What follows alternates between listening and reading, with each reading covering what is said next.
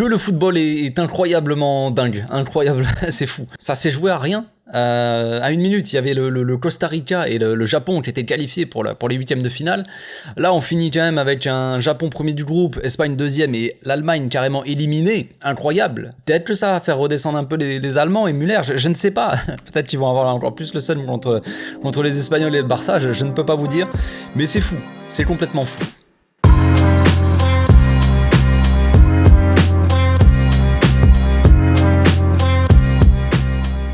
Au passage, n'hésitez pas à vous abonner, liker et commenter, c'est le meilleur moyen de me soutenir et ça fera plaisir à tonton.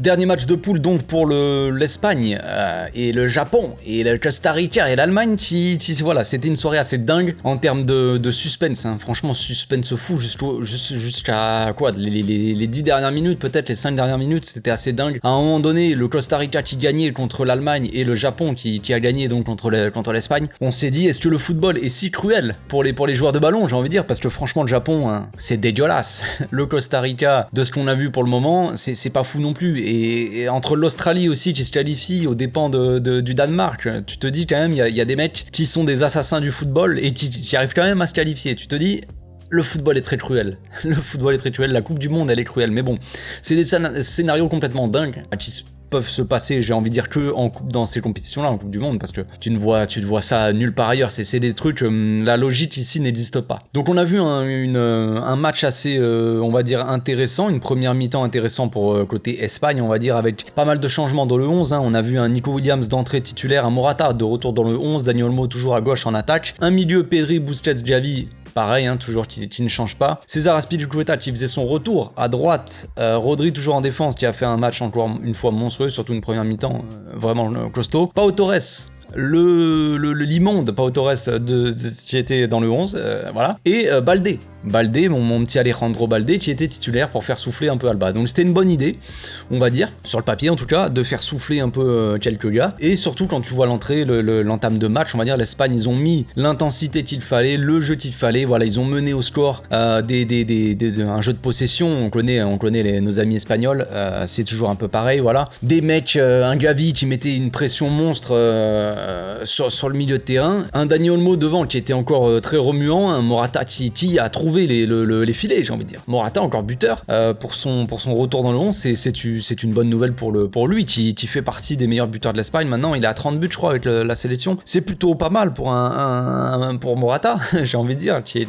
très décrié. Donc en première mi-temps, le bloc, et en deuxième mi-temps aussi, mais bon bref, la plupart du temps, en tout cas en première mi-temps, déjà, le Japon jouait très bloc bas, très compact, frère, un bus, tout simplement, un beau bus. J'avais l'impression de regarder Barça-Cadiz, frère, c'était magnifique, un match de Liga du week-end, tranquille, Barça sans solution, qui perd contre Cadiz ou contre Majorque ou ce que tu veux, frère. C'était un bon vieux match de Liga dégueulasse. Donc une équipe du Japon qui, évidemment, jouait totalement la défense, le but et qui envoyait quelques longs ballons pour jouer en contre. Ça n'a pas fonctionné en première mi-temps. Évidemment, le Barça, l'Espagne qui menait au score grâce à Morata sur un centre de Azpilicueta. Au début, c'est une action, une petite combinaison entre Nico Gonzalez et pas du tout, entre Nico Williams et Gavi. Au départ de l'action, qui combine bien sur le côté. Gavi, Nico qui la donne à Gavi sur le côté, qui centre en retrait pour personne, c'est dégagé. Ça revient sur Nico Williams qui la donne à Azpilicueta, qui fait un bon centre sur la tête de Morata qui marque son but. Voilà, on s'est dit totale maîtrise. L'Espagne qui gère après, fin de mi-temps. Voilà, peut-être qu'ils ont trop géré. Peut-être qu'ils se sont dit ça va être trop facile. Vu la première mi-temps, on est les frères, on est en tongs, frère, les mains dans les poches, en vacances. C'est bon, on est déjà qualifié, déjà premier, on est déjà tout beau, tout mignon. Eh ben non, ça marche pas comme ça le football. Surtout pas avec le Japon, les gars. Soyons vigilants, les yeux dans les bleus, frère. Le Japon, ils sont revenus sur l'Allemagne en fin de match, dans les dernières minutes. La dernière fois, quand l'Allemagne a perdu contre ce Japon-là, je veux dire, les Allemands, ils maîtrisaient totalement le match, ils gagnaient. Le Japon est venu les tuer en fin de match. Donc, tu ne peux pas te reposer tranquillement et te dire, c'est bon, on n'a plus qu'à gérer le match, on a 1-0, on est large. Évidemment que non. Évidemment que non. Donc, en première mi-temps, si je dois parler un peu de quelques joueurs, je mettrai en avant Baldé qui a fait un match plutôt, une première mi-temps surtout, très bonne, très appliquée dans son repli défensif, concentré défensivement, qui manquait un peu de folie, un peu de projection offensive, j'ai trouvé, mais je me suis dit, bon, voilà, le gars est titulaire pour la première fois en Coupe du Monde, voilà, il va pas non plus nous sortir une masterclass, un truc de ouf, des montées, des percées, dribbler 3-4 joueurs sur chaque action. Voilà, je pense qu'il voulait surtout s'appliquer et ne pas perdre le ballon, principalement, parce que l'Espagne, frère, ils ont une possession monstrueuse. Donc Baldé qui fait une bonne première mi-temps, Rodri qui est très bon aussi en défense, qui est monstrueux, hein. On sait que Rodri c'est un 6, tout ça, bon, avec l'Espagne, il peut, vu qu'ils ont le ballon, il joue assez haut, on va dire, sur le terrain, mais défensivement c'est du très costaud, offensivement, enfin pour orienter le jeu, tout ça, c'est pour ressortir les ballons, c'est toujours aussi propre. C'est magnifique Rodri, tout simplement, c'est magnifique. On avait un Unai Simon toujours aussi flippant en fait, toujours aussi flippant, ce Unai Simon, ce gardien là, faut pas lui donner les ballons dans les pieds, frère, il est flippant. Ah, donc entre lui et Pau Torres, qui est vraiment, je ne comprends pas Pau Torres, c'est toujours pareil, ce gars là je ne comprends pas.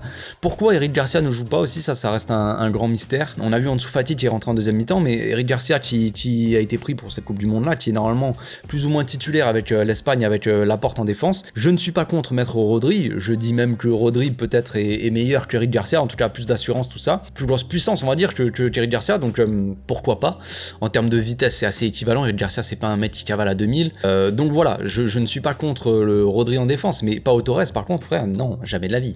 Jamais de la vie, ce gars-là est un assassin du football, je veux dire, c'est pas, il transpire pas du tout la confiance, il transpire tout court, quoi. Juste de la transpiration, frère. Il pue quoi, concrètement là, ça ne va pas Pau Torres, enfin bref. Et on avait un Busquets aussi pas très serein sur quelques trucs, au bout de 6 minutes, frère, Busquets il nous fait un contrôle extérieur devant à l'entrée de la surface, il la pousse à 90 mètres de lui, hyper dangereux. Attention Busquets, on le sait, voilà, mais Busquets a joué assez haut dans ce match-là, hein. Beaucoup plus haut, avec un Gavi qui redescendait souvent pour aider à la construction, Pedri aussi comme d'habitude, mais là Gavi je l'ai trouvé qui jouait un peu plus bas pour ressortir les ballons, et des fois on avait un double pivot, donc, quand l'Espagne avait le ballon, pour ressortir, pour construire un peu les actions, on avait quand même une sorte de double pivot presque, plus ou moins, Pedri, Gavi, et Busquets qui était limite en 10, tu vois. Et le problème c'est que Busquets c'est intéressant là-dedans, parce qu'il va orienter le jeu en une touche de balle, si tu arrives à le trouver, il va te créer des décalages comme ça. Le problème c'est ça manque un peu de mouvement aussi, c'est ça le truc aussi. C'est le Busquets, il faut le trouver, voilà, mais Busquets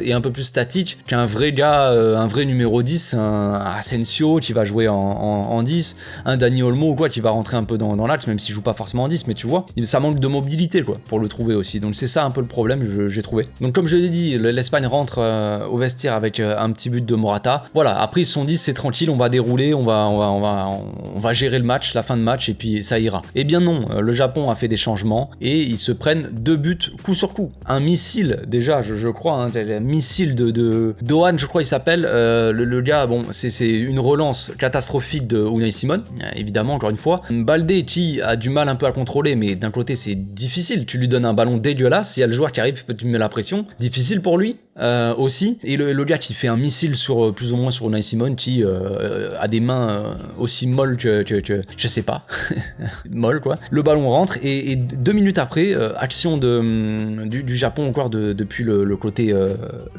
droit, côté gauche de la défense espagnole, et le ballon, est-ce qu'il est sorti, est-ce qu'il est pas sorti? De tous les angles qu'on a vu, le ballon semble sorti. Après, comment ils ont vu, c'est ça que j'aimerais bien savoir, c'est comment la VAR s'est dit si le ballon n'est pas sorti sur l'angle qu'on a vu. Mais j'aimerais bien voir cet angle-là, parce que peut-être qu'ils vont le sortir après le match là, peut-être que même pendant que je suis en train de parler, ils vont le montrer des images, mais sur les trucs qu'on a vus, les captures d'écran, sur les ralentis, la balle semble un peu sortie quand même. Donc bon, peut-être que vous me direz, peut-être qu'il manque un peu de joueurs madrilènes dans cette équipe finalement d'Espagne, parce que on le sait, au Barça on a l'habitude de se faire voler, mais là c'est un peu beaucoup quand même. Donc bon, pourquoi pas, but du Japon. De toute façon ils ont poussé, on va dire que c'est des buts mérités, même si la balle elle est sortie, c'est pas forcément mérité en soi, mais tu vois, sur l'envie, sur ce qu'ils ont montré sur la deuxième mi-temps, le Japon mérite de mener au score. L'Espagne c'est cru trop beau, on va dire. Et ensuite, on a vu un Japon qui a commencé à reculer petit à petit, une Espagne qui a commencé à de plus en plus redévelopper son jeu, à essayer de pousser. On avait un triple, une gare routière, frère, devant les cages du Japon. Et voilà, ça s'est fini comme ça. À la fin, Ferran Torres qui rentre un peu dans la surface et qui se fait un peu faucher aussi, penalty même pas checké par la barre. Bon, pourquoi pas, hein, à la limite. Et dernière occasion, vraiment grosse occasion à la fin, Dani Olmo qui combine avec Ferran Torres qui était passé en faux neuf. Dani Olmo qui combine petit 1-2 et qui arrive face au goal et qui tire dessus. Bon, voilà, c'est triste, mais l'Espagne c'est un peu mérité. C'est cruel, on va dire plus, mais mérité. Après le Japon, évidemment, hein, quand on aime le football, comment aimer ce Japon-là et comment dire que le Japon mérite d'être premier. Mais c'est comme je l'ai dit, c'est le football, c'est comme ça les amis, c'est la Coupe du Monde, c'est cruel. Un Japon qui te pose un bus et qui joue en contre pendant tous ses matchs, finit par être premier de son groupe. Et voilà, on va assister à un match, à mon avis, assez moche, Croatie-Japon, en 8ème de finale. Voilà, c'est magnifique. Et on va assister à un beau match, un très beau match Maroc-Espagne. Alors, ça va être tendu. Je trouve ça dommage, parce que je trouve ça dommage que soit le Maroc, soit l'Espagne soient éliminés de cette Coupe du Monde. Moi, je vous avoue que ça m'arrange pas. Je vous avoue que je suis pour l'Espagne, évidemment, hein, les gars. J'aime bien les frérots marocains, j'aime bien cette équipe du Maroc qui me fait plaisir. Mais quand même, je suis un peu plus pour l'Espagne, mais carrément pour l'Espagne même, mais désolé les gars. Mais voilà, je trouve ça dommage. Je trouve ça dommage qu'un des deux doive sortir à ce moment-là de la compétition, tout simplement. Donc on se retrouve demain, les amis, pour des nouveaux débriefs. D'ici là, portez-vous bien, passez une très bonne soirée, une bonne nuit. Ciao.